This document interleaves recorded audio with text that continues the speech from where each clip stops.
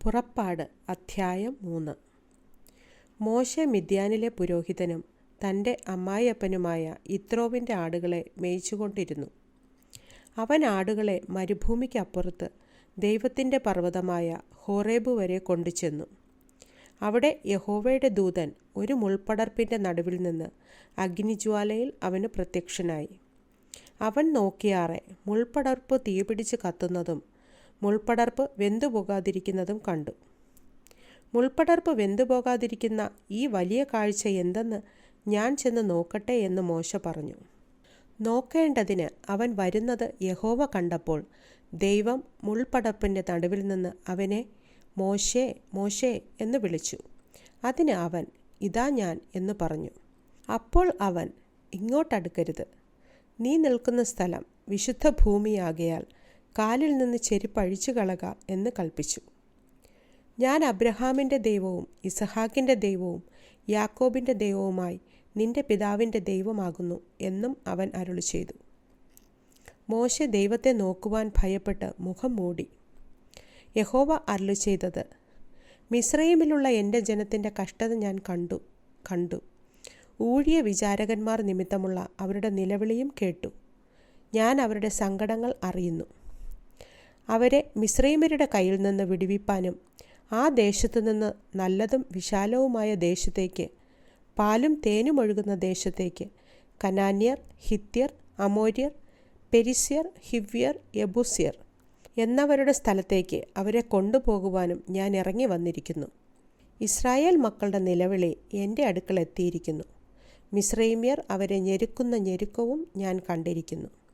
ആകയാൽ വരിക, നീ എൻ്റെ ജനമായ ഇസ്രായേൽ മക്കളെ മിസ്രയീമിൽ നിന്ന് പുറപ്പെടുവിക്കേണ്ടതിന് ഞാൻ നിന്നെ ഫറവോൻ്റെ അടുക്കൽ അയക്കും. മോശെ ദൈവത്തോട്, ഫറവോൻ്റെ അടുക്കൽ പോകുവാനും ഇസ്രായേൽ മക്കളെ മിസ്രയീമിൽ നിന്ന് പുറപ്പെടുവിപ്പാനും ഞാൻ എന്തുമാത്രമുള്ളൂ എന്ന് പറഞ്ഞു. അതിന് അവൻ, ഞാൻ നിന്നോട് കൂടെ ഇരിക്കും. നീ ജനത്തെ മിസ്രയീമിൽ നിന്ന് കൂട്ടിക്കൊണ്ട് വരുമ്പോൾ നിങ്ങൾ ഈ പർവ്വതത്തിങ്കൽ ദൈവത്തെ ആരാധിക്കുമെന്നുള്ളത് ഞാൻ നിന്നെ അയച്ചതിന് അടയാളമാകും എന്നരുളി ചെയ്തു. മോശെ ദൈവത്തോട്, ഞാൻ ഇസ്രായേൽ മക്കളുടെ അടുക്കൽ ചെന്ന് നിങ്ങളുടെ പിതാക്കന്മാരുടെ ദൈവം എന്നെ നിങ്ങളുടെ അടുക്കൽ അയച്ചിരിക്കുന്നു എന്ന് പറയുമ്പോൾ അവൻ്റെ നാമം എന്തെന്ന് അവർ എന്നോട് ചോദിച്ചാൽ ഞാൻ അവരോട് എന്ത് പറയണം എന്ന് ചോദിച്ചു. അതിന് ദൈവം മോശയോട്, ഞാനാകുന്നവൻ ഞാനാകുന്നു എന്നുള്ളവൻ എന്നെ നിങ്ങളുടെ അടുക്കൽ അയച്ചിരിക്കുന്നു എന്നിങ്ങനെ നീ ഇസ്രായേൽ മക്കളോട് പറയണം എന്ന് കൽപ്പിച്ചു.